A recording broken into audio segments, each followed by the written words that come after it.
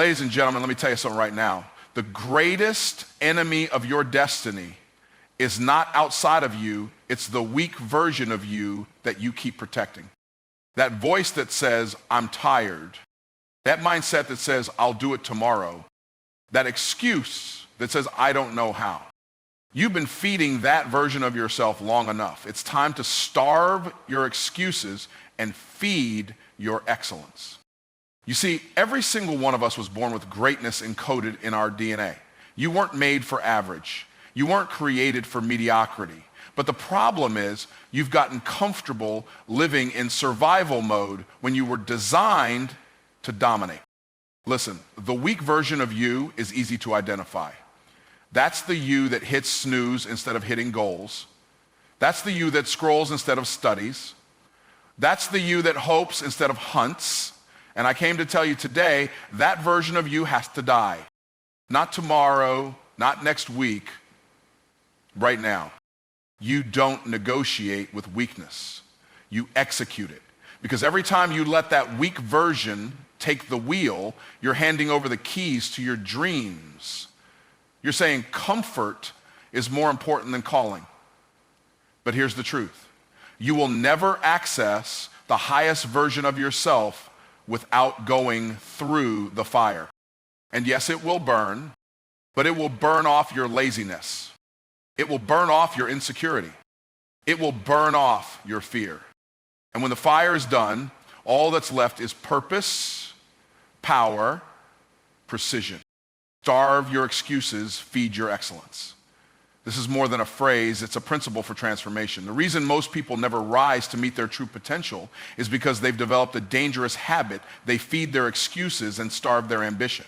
Every single time you say, I'm too tired, I'm not ready, I don't have enough time, or what if I fail? You are throwing fuel on the fire of limitation and starving the part of you that was born to win. Excellence isn't something that magically shows up when conditions are perfect. It's not reserved for people who have more talent, more resources, or more time. Excellence is a decision, a standard you choose to hold yourself to regardless of how you feel. But here's the truth, you can't walk in excellence while making excuses. They don't coexist. One will dominate and one will disappear. You're either building your destiny or building your justification for why you haven't achieved it. Most people talk themselves out of success before they've even tried. They feed the fear. They nurture the doubt.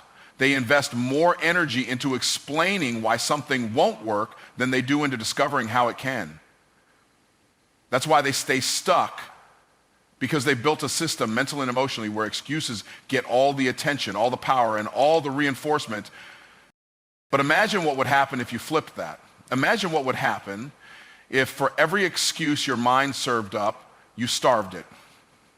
You gave it nothing. You refused to engage. And instead, you fed your excellence. You gave time to discipline. You gave energy to commitment. You gave focus to your growth. What would your life look like if the part of you that was built for greatness was the only part of you getting fed? See, excuses are comfortable. They feel safe. They let you off the hook. They give you permission to stay exactly where you are. But here's the reality. Excuses are liars. They tell you you're not ready when you are. They tell you you're not good enough when you were created with everything you need. They tell you it's too late when it's actually right on time. And the longer you feed those lies, the more they grow. The more they control your decisions. The more they shape your identity. Excellence, on the other hand, demands something from you. It requires you to be uncomfortable. It demands consistency when you don't feel like it. It pushes you to learn, to adapt, to stretch beyond your current capacity. But the more you feed that side of you, the one that refuses to settle, the stronger it becomes, the more natural it becomes to choose growth over ease, vision over victimhood, responsibility over reason. Excellence isn't about being perfect. It's about being fully present in your purpose. It's about making the daily decision to rise above your excuses and live according to your potential. And that starts with discipline. Discipline is how you starve your excuses. when you show up anyway, when you do the work anyway, when you stay focused anyway, every time you make that choice, you're shifting the balance of power, you're weakening the voice of limitation and strengthening the voice of leadership inside of you. And here's something most people never understand. You don't need more motivation. You need more decisions. Because once you decide that you will no longer entertain your excuses, you clear space for excellence to operate. You eliminate the noise, you quiet the distractions, and you begin to live with intentionality. Every action becomes a vote for the person you're becoming. Every choice either feeds the life you want or feeds the life you're trying to leave behind. You can't conquer the world until you conquer yourself. That's the foundational truth that separates the ones who rise from the ones who remain. Everyone wants to change the world, make an impact, leave a legacy, but very few are willing to first do battle with the enemy within. Because the hardest territory to claim is not some external market, stage, or audience. It's the battlefield of your own mind, your own habits, your own identity. Most people are trying to achieve big things while dragging around inner chaos. They're trying to build success on top of insecurity, procrastination, undisciplined emotions, and fractured belief systems. That's like trying to build a skyscraper on sand. It might look good for a moment, but it will collapse under pressure. If you don't master the inner world, the outer world will eventually expose it. Pressure, responsibility, opportunity. These things don't change who you are, they reveal it. Conquering yourself means you stop being a slave to your feelings. It means you learn how to do what needs to be done whether or not you feel like it. Because feelings are unreliable. They change with the weather, with sleep, with mood, with circumstances. But discipline is reliable. Identity is reliable. Purpose is reliable. And those things are forged in the quiet places where no one's watching. That's where self-mastery begins, in the moments you decide to lead yourself when nobody else is there to hold you accountable. When you conquer yourself, you stop blaming, you stop waiting, and you stop hoping for someone to save you. You take full ownership. You stop outsourcing your progress to other people's opinions, approval, or support. You stop needing motivation and start living from conviction. You don't wait for perfect conditions because you understand that you are the condition. You are the variable. You are the standard. Too many people live in reaction mode. They react to problems, they react to people, they react to pressure. But when you conquer yourself, you become proactive. You live from intention. You don't let your environment dictate your energy, you bring energy. You don't let your circumstances define your focus, you bring focus. You don't get swept away by drama, you bring clarity, direction, and stability. Self-conquest means you stop tolerating the parts of yourself that sabotage your future. You call them out. You confront your own laziness. You confront your own excuses. You confront the lies you've been telling yourself about what you can't do, what you're not ready for, and why you haven't started. That confrontation is the beginning of transformation. Because until you face it, and as long as you tolerate it, you'll repeat it. And here's the thing. Conquering yourself doesn't happen once. It's a daily war. Every morning you wake up, the version of you that wants comfort, distraction, and ease is ready to fight. But so is the version of you that's disciplined, focused, and powerful. The one that's aligned with your calling. The one that's willing to show up again and again until breakthrough happens. You don't conquer yourself in one big dramatic moment. You conquer yourself in the decisions no one else sees. The way you talk to yourself matters. The standards you hold yourself to when no one is watching, that's what matters. The decisions you make when nobody's clapping, when it's not convenient, when it doesn't feel good, that's where character is built. That's where leadership is born. That's where true influence starts, because until you can lead yourself with excellence, you have no business trying to lead others. Until you've built internal discipline, your external success will always be fragile. Conquering yourself is about becoming unshakable. It's about mastering the mental and emotional patterns that try to pull you off course. It's about silencing the noise and choosing clarity. It's about developing habits that align with your vision, not your excuses. It's about training your mind to serve your mission, not your mood. Comfort is the enemy of calling. It doesn't look like an enemy at first. Comfort feels good, it feels safe, it feels right, but that's the deception.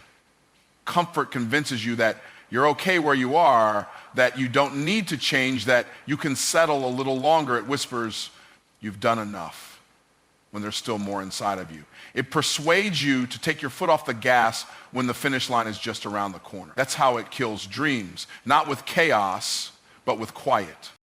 Calling demands movement, discomfort, stretch. It calls you into rooms you don't feel ready for and asks for effort you didn't think you had. It pulls you into moments that require courage, persistence, and sacrifice.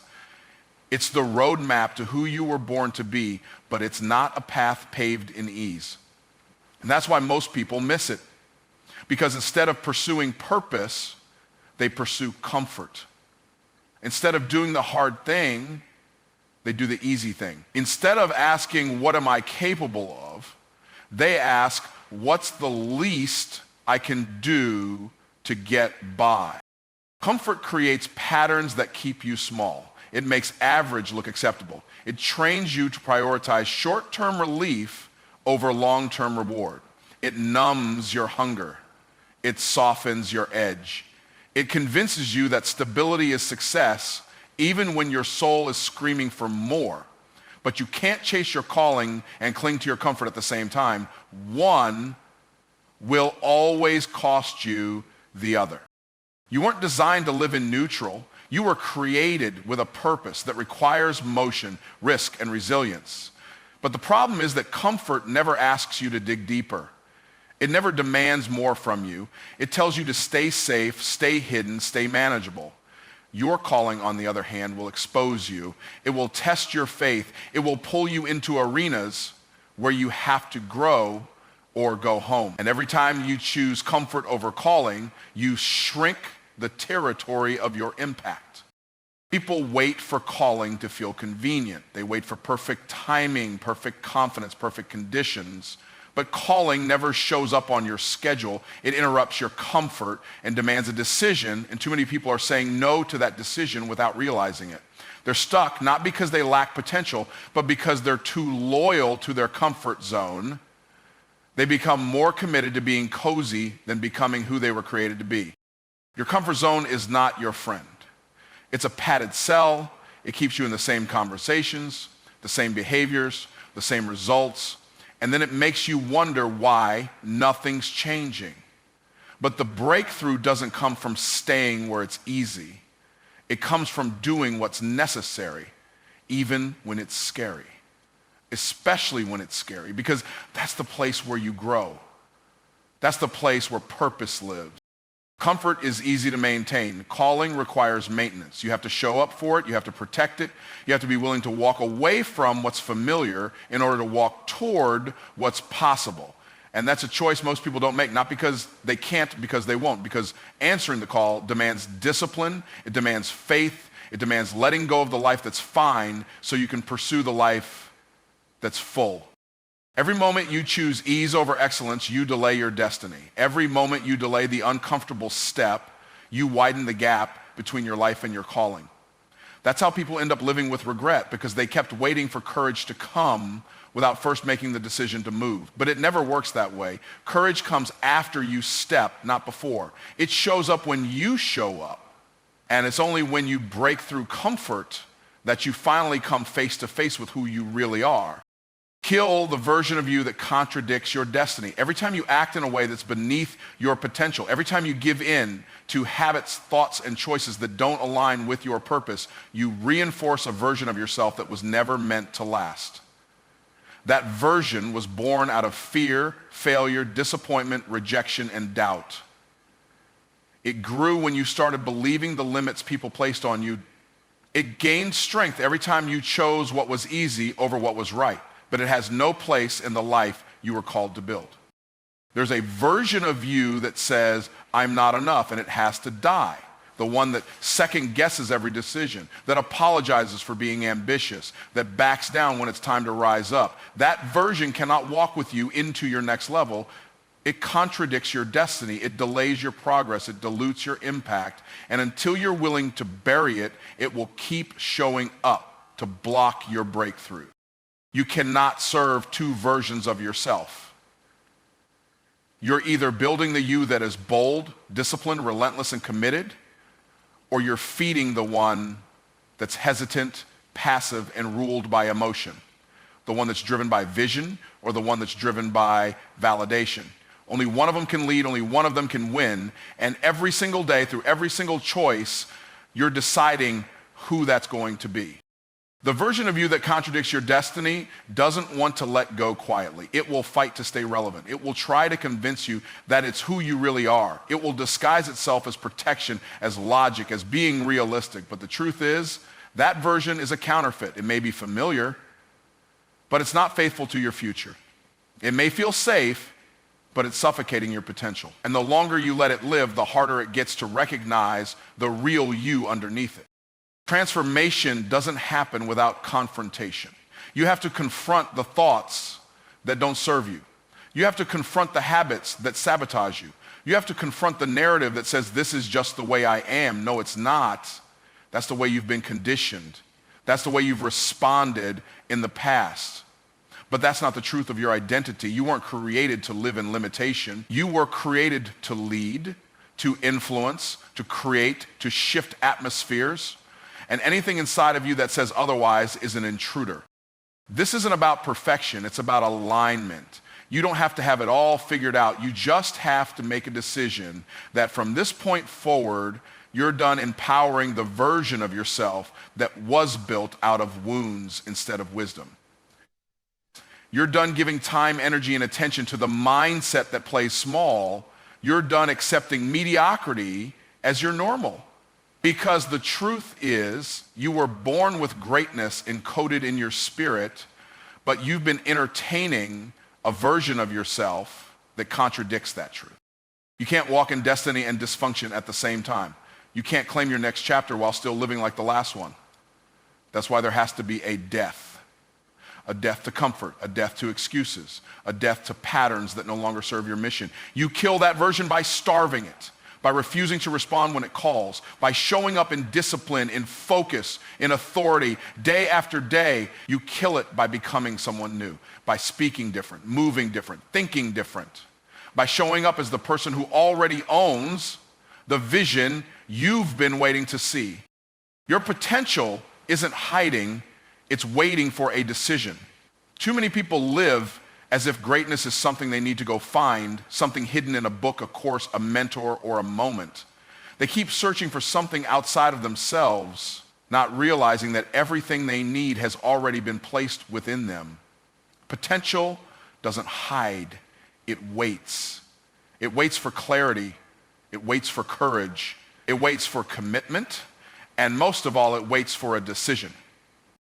A decision to stop postponing the life you were meant to live. A decision to stop shrinking around small thinking. A decision to stop waiting for permission and start walking in authority. The reason most people don't experience their full potential is not because they don't have it, it's because they haven't decided to unlock it. They're living in indecision, and indecision is the silent killer of destiny. Potential is not passive. It doesn't activate just because you want it to. It activates when you decide to move, to act, to show up with intention. The decision is the key that unlocks momentum. It flips the switch. Until you decide who you're going to be, how you're going to live, and what you're going to pursue with everything you've got, potential stays dormant. Not gone, not broken, just untapped. People say they're stuck, but often they're not stuck, they're undecided. They're waiting for clarity to come before they act, but clarity comes through movement. It's not about knowing everything, it's about deciding to take the first step with what you already know. That's when doors start opening, that's when resources start appearing, that's when alignment starts forming. But none of that happens until a firm decision is made. Most people flirt with their potential. They touch it in moments of inspiration, then retreat when discomfort shows up. But your potential wasn't given to you for moments. It was given for a mission. And missions require choices. They require priorities. They require the elimination of distractions and the elevation of standards. Every day you delay that decision. You delay the manifestation of what's already inside you. You don't get to access your full potential while living at half effort. You don't get to unlock greatness while holding on to excuses. You have to decide that you're all in, that you're going to show up for yourself at the level your future requires. Because the version of you who's walking in full potential isn't waiting on better circumstances. They're responding to the decision they already made. That decision must become non-negotiable. It's not something you revisit every time life gets hard. It's something you commit to regardless of how things feel. Because the moment you decide, truly decide, you stop entertaining options that contradict your calling. You stop wasting energy on things that don't align. You stop playing tug of war with your own identity. Everything gets sharper, faster, simpler, not because life is easier, but because your mind is made up. Potential doesn't compete with distraction. It doesn't grow in environments where comfort is the goal. It thrives in clarity. It multiplies in focus. It accelerates under pressure, but only when the decision has already been made that no matter what, you're not going to quit, you're not going to settle, and you're not going to delay. The problem isn't the lack of ability, it's the lack of decision. When you fully decide, you activate a force within you that can't be stopped by circumstances, opinions, or setbacks. Every moment is a chance to either drift or decide, and it's that decision that determines whether your potential remains a concept or becomes a reality. Not someday, not when it's convenient, but now. Because potential is not waiting on timing, it's waiting on you.